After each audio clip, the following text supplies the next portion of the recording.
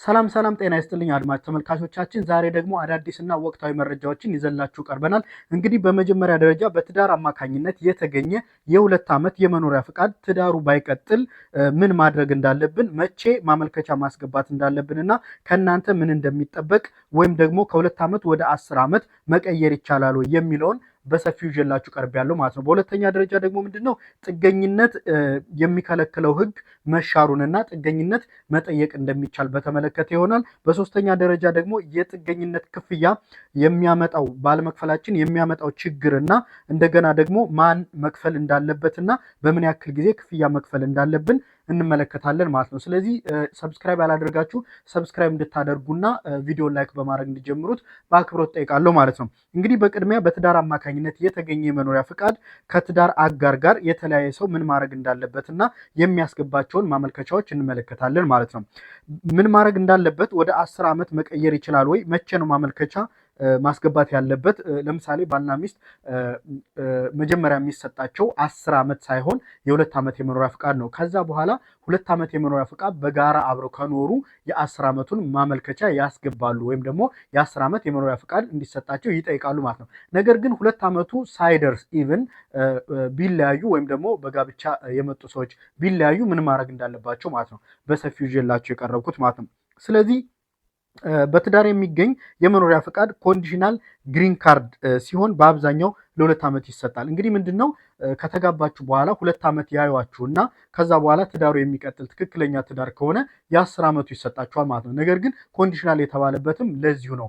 ኮንዲሽናል ነው ወይም ደግሞ ጊዜያዊ ነው። ምክንያቱም ትዳሩ ለኢሚግሬሽን ጥቅማ ጥቅም ለማግኘት ነው ወይም ደግሞ ትክክለኛ ትዳር ነው የሚለውን ማወቅ ስላለባቸው አነስተኛ ወይም ደግሞ 2 ዓመት የመኖሪያ ፍቃድ ብቻ የሚሰጣችሁ ለዚህ ይሆናል ማለት ነው። ነገር ግን ስትለያዩ ሪል ተለያይታችሁ ሊሆን ይችላል፣ የኢሚግሬሽን ጥቅም ለማግኘት ብቻም ሊሆን ይችላል። ስለዚህ እነሱ ከዚህ በኋላ ያለውን ጉዳይ አጣርተው የሚሰጧችሁ ይሆናል ማለት ነው። ስለዚህ በትዳር ሁኔታ ባትቀጥሉም መጠየቅ የምችሉበትን ሁኔታና ምን ማድረግ እንዳለባችሁ በሰፊው ይመለከታለሁ ማለት ነው። እንግዲህ ነገር ግን ትዳራችሁ ትክክለኛና በፍቅር የተመሰረተ ከሆነ ኮንዲሽን ግሪን ካርድ ያላቸው ሰዎች ከ2 ዓመት በኋላ ከትዳር አጋራቸው ጋር በቀጣይ የ10 ዓመት የመኖሪያ ፍቃድ ያመለክታሉ ማለት ነው፣ በጋራ ሆነው ማለት ነው። ነገር ግን ትዳራቸው የኢሚግሬሽን ጥቅም ብቻ ለማግኘት ወይም በትዳር አለመስማማት ካለ በ2 ዓመት ውስጥ ፍቺ ሊኖር ይችላል ማለት ነው። ስለዚህ ትዳሩ ካልተሳካ ወይም ከፈረሰ ወዲያውኑ ማመልከቻ ማስገባት ይችላሉ። ኢቭን 2 ዓመት ራሱ ባያልቅ ማመልከቻ ማስገባት ይችላሉ ማለት ነው።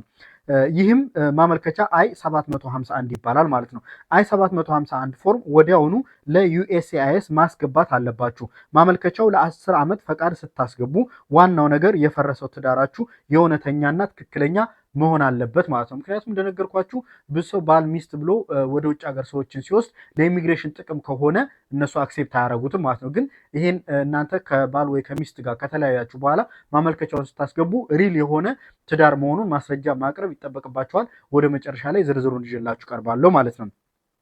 እንግዲህ ሌላው ምንድን ነው ከትዳር አጋር ጋር የምታስገቡት ማመልከቻ ለምሳሌ ከ2 ዓመት ቆይታ በኋላ ከትዳር አጋር ጋር ስትለያዩ የ10 ዓመቱን የመኖሪያ ፍቃድ ማስገባቱ የተሻለ ይሆናል። ነገር ግን ብቻችሁን የምታስገቡት ማመልከቻ ከትዳር አጋር ጋር ከምታስገቡት ማመልከቻ የከበደ ይሆናል ማለት ነው። እንግዲህ 2 ዓመት አብራችሁ ቆይታችሁ ከዛ በኋላ በጋራ የ10 ዓመቱን የመኖሪያ ፍቃድ ብታስገቡ በጣም የተሻለና ምርጡ ትክክለኛው እሱ ነው። ምክንያቱም ትክክለኛ ትዳር ነው ተብሎ ስለሚታመን ያን የመኖሪያ ፍቃድ የማግኘቱ ወይም የ10 ዓመት የመኖሪያ ፍቃድ ማግኘቱ የተሻለ ያደርገዋል ማለት። ነገር ግን ከፍች በኋላ የምትጠይቁት የኢሚግሬሽን ጥቅም ለማግኘት እንጂ ሪል ትዳር አልነበረም የሚለው ጥያቄዎች ስለሚከታቸው ችግር ይሆናል ወይም ደግሞ ከፍተኛ ጥያቄዎችን ያስነሳል። የማግኘት ፕሮባቢሊቲውም ሎ ሊሆን ይችላል።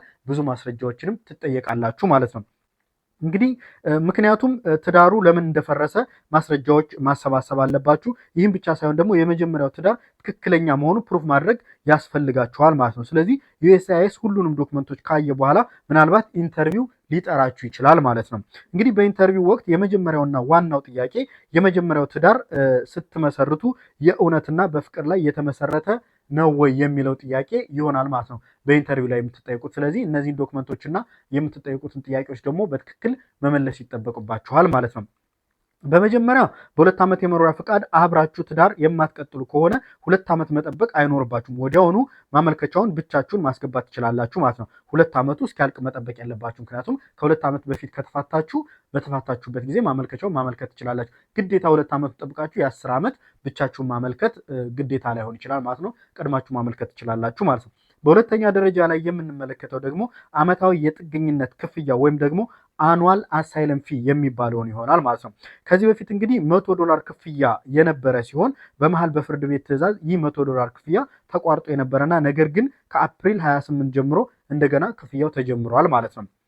ስለዚህ ምንድነው ይህ ክፍያ ምን ማለት ነው? እነማን ናቸው መክፈል ያለባቸው? በምን ያክል ጊዜ ነው መክፈል ያለባችሁ? ካልከፈላችሁ የሚያስከትለው ችግር ምንድነው የሚለውንም ኢንዲቴል እንመለከተዋለን ማለት ነው። እንግዲህ የመጀመሪያ ማንኛውም ጥገኝነት የጠየቀ ሰው በሙሉ በፍርድ ቤትም ሆነ በዩኤስሲአይኤስ ደረጃ ሁሉንም በየአመቱ $102 መክፈል አለባቸው ማለት ነው። እንዴት ነው የሚከፍሉት? መቼ ነው የሚከፍሉት? እነማን ናቸው? ቤተሰብ ካለ የትኛው ነው የሚከፍለው? ወይስ ሁሉ ቤተሰብ ይከፍለዋል የሚለውንም ዲቴል እመለከተዋለሁ ማለት ነው በቀጣይ። እንግዲህ በዩኤስሲአይኤስ ደረጃ ማለት አፈርማቲቭ አሳይለም አፕሊካንት ሲሆኑ በፍርድ ቤት ደረጃ ያሉት ደግሞ ሪሙቫል ፕሪሲዲንግ ላይ ያሉ ማለት ይሆናል ማለት ነው። እንግዲህ አንድ ሰው ከሚስቱና ከልጆቹ ጋር የሚኖር ከሆነ ሚስቱና ልጆቹ ሳይሆን አንዱ ብቻ ወይም አመልካቹ ብቻ ይከፍላል ማለት ነው። ባልየው ብቻ ከሆነ የጥገኝነት ያመለከተው ክፍያ የሚከፍለው ባልየው ብቻ ይሆናል። ልጆቹና ሚስቱ አይከፍሉም ማለት ነው። ባለቤቱ ያመለከተች ከሆነም ቱ ዘ ሪቨርስ እሷ ብቻ ይሆናል የምትከፍለው ማለት ነው።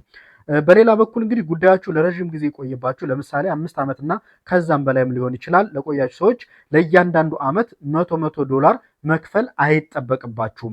ለአፈርማቲቭ አፕሊካንት ዩኤስሲአይኤስ ወረቀት ከላካችሁ በኋላ ወይም ከላከላችሁ በኋላ በ30 ቀን ውስጥ ያው $102 ምላችሁ $102 ነው መክፈል አለባችሁ። ኬዛችሁ ደግሞ በፍርድ ቤት ያለ ደግሞ በጠበቃችሁ ወይም በዳኛው ትዕዛዝ መሰረት በ30 ቀን ውስጥ ከፍላችሁ ደረሰኙን ለፍርድ ቤቱ ፋይል ማድረግ አለባችሁ ማለት ነው። ስለዚህ ክፍያ በምትጠየቁ ጊዜ በ30 ቀን ውስጥ መክፈል አለባችሁ። ካልከፈላችሁ የሚያመጣው ከፍተኛ ችግር ነው። 1 2 3 ብዬ በዝርዝር አቀርብላችኋለሁ ማለት ነው። እንደገና ደግሞ ምንድነው ይህንን ክፍያ የማይከፍሉ ሰዎች የሚያመጣው ችግር በጣም አደገኛ ይሆናል ማለት ነው። ከተቻለ ዩኤስሲአይኤስ ኖታይስ ከመላኩ በፊት ክፍያ ብትፈጽሙ የተሻለ ይሆናል ማለት ነው። ምክንያቱም ኖታይስ ሲላክ የመዘግየት ሜሊንግ እና ሌሎች ነገሮችም ሊደርሳችሁ ስለማይችል ቀድማችሁ ብትከፍሉ የተሻለ ይሆናል ማለት ነው። የሚያመጣው ችግር ካልከፈላችሁ ደግሞ ምንድን ነው የሚለውን አንደኛ በ3 ነገር ከፍያ ያሳያቸዋል። አንደኛ በ30 ቀን ውስጥ ካልተከፈለ ኬዙን ወይም ጉዳያችሁን ያቋርጡታል ማለት ነው። ያ ከተቋረጠ ደግሞ የሁለተኛውን ችግር ይዞባችሁ ይመጣል ማለት ነው። ሁለተኛ ላይ ጉዳያችሁ ከተቋረጠ ደግሞ የስራ ፈቃዳችሁ አብሮ ይታገዳል፣ ስራ መስራታችሁ ማለት ነው። ሶስተኛ ደግሞ ኬዛችሁ ከዩኤስሲአይኤስ ወደ ፍርድ ቤት ያስገቡታል፣ ሪሙቫል ፕሮሲዲንግ ትሆናላችሁ ማለት ነው። ስለዚህ እነዚህን ችግሮች ያመጣል ማለት ነው። እንግዲህ ክፍያውን ለመፈጸም ምንድነው ማድረግ ያለባችሁ? ጉግል ላይ ሄዳችሁ አኑዋል አሳይለም ፊ ዩኤስሲአይኤስ ብላችሁ ሰርች ብታደርጉ ሊንክ ያመጣላችኋል። ያን ሊንክ ተከትላችሁ ሪሲት ነምበር እና ኤሊያን ነምበር ብቻ ነው የሚያስፈልገው። ፕሮሰሱን ፎሎ እያደረጋችሁ በዛ ሊንክ መሰረት መክፈል ይሆናል ማለት ነው። በሶስተኛ ደረጃ የምንመለከተው ደግሞ ጥገኝነት የሚከለክለውን ህግ መሻሩን እንመለከታለን ማለት ነው። እንግዲህ ከሜ 11 2023 ጀምሮ በድንበር የገቡ ጥገኝነት የሚከለክል ህግ ነበር። አሁን ግን ከሜ 7 2026 ኦልሞስት እንግዲህ ወደ 3 ዓመት ማለት ነው አንድ ፍርድ ቤት ይህንን ህግ ውድቅ አድርጎታል ማለት ነው። ስለዚህ ይሄ ነገር ይግባኝ እስኪባልና ህጉ ዲስፕሩቭ እስኪደረግ ድረስ የተሻለ መልካም ኦፖርቹኒቲ ይዞ ይመጣል ማለት ነው። ብዙ ሀገር አቋርጠው አሜሪካ የሚገቡ ዜጎች እና በነዛ ሀገሮች መካከል ጥገኝነት ያልጠየቁ ሰዎች በአሜሪካ የጥገኝነት መብታቸው ተነስቶ ነበር። ስለዚህ አሁን መጠየቅ ይችላሉ ማለት ነው። በአራተኛ ደረጃ የምንመለከተው ደግሞ በቅርቡ አፕሪል 27 2026 የወጣው አዲሱን የአሻራ ህግ ይሆናል ማለት ነው። እንግዲህ በዩኤስ ሲአይኤስ የወጣው አዲሱ መመሪያ በተለያዩ ኬዞች አሻራ ከዚህ በፊት የሰጣችሁ ሰዎች በአዲሱ መመሪያ መሰረትም እንደገና አሻራ ልትሰጡ እንደምትችሉ አሳውቀዋል። ይሄ ማለት ግን አሻራ ድጋሚ እንድትሰጡ ስትጠየቁ መጥፎ ነገር ያጋጥማቸዋል ማለት አይደለም፣ ወይም ደግሞ ሌላ ችግር ተፈጥሯል ማለት አይደለም። ጀስት አዲስ መመሪያ ስለወጣ ድጋሚ ልትጠየቁ ትችላላችሁ ማለት ነው። እንግዲህ ድጋሚ አሻራ እንድትሰጡ በተጠየቀው ቀንና ሰዓት በመሄድ አሻራችሁን መስጠት አለባችሁ፣ ወይም ደግሞ ግዴታ ነው ማለት ነው። ትብብር ማድረግ አለባችሁ። ከዚህ በፊት ሰጥቻለሁ የሚለው ሳይሆን በአዲሱ መመሪያ ድጋሚ ሲጠየቁ በቀጠሯችሁ ቀንና ሰዓት ተገኝታችሁ አሻራውን ድጋሚ መስጠት ይጠበቅባችኋል ማለት ነው። እንግዲህ ይህ ማለት ኬዛችሁ ላይ ወይም ማመልከቻችሁ ላይ ችግር አለበት ማለት አይደለም። መጀመሪያ እንደነገርኳችሁ እና በአብዛኛው አዲስ አሻራ እንደገና እንዲሰጡ ሊጠየቁ የሚችሉ ሰዎች ከዚህ በፊት ከ4-5 ዓመት በፊት ወይም ደግሞ ከዛም በላይ ሊሆን ይችላል አሻራ ሰጥተው የቆዩ ሰዎች ድጋሚ እንዲሰጡ ሊጠየቁ ይችላላችሁ። ረዥም ጊዜ የቆዩ ሰዎች ማለት ነው። ስለዚህ እስከ መጨረሻው ስለተከታተላችሁን እያመሰገንኩ በቀጣይ እንሰራላችሁ የምትፈልጉ ቪዲዮ ወይም ደግሞ ዛሬ ያልገባችሁ ጥያቄ ካለ በኮሜንት አሳውቁኝ። የመጀመሪያ ኮሜንት ላይ የቴሌግራም ሊንክ አስቀምጥላችኋለሁ። ጆይን በማድረግ የተለያዩ ፎርሞችና አዳዲስ ኢንፎርሜሽኖችን ቴሌግራም ላይ ማግኘት ትችላላችሁ ማለት ነው። እንግዲህ እንደተለመደው ሰብስክራይብ በማድረግ ላይክ በማድረግ ቪዲዮን እና ኮሜንት በማድረግ እንድታበረታቱ እየጠየኩኝ በሌላ ቪዲዮ እስከምንገናኝ መልካም ቆይታ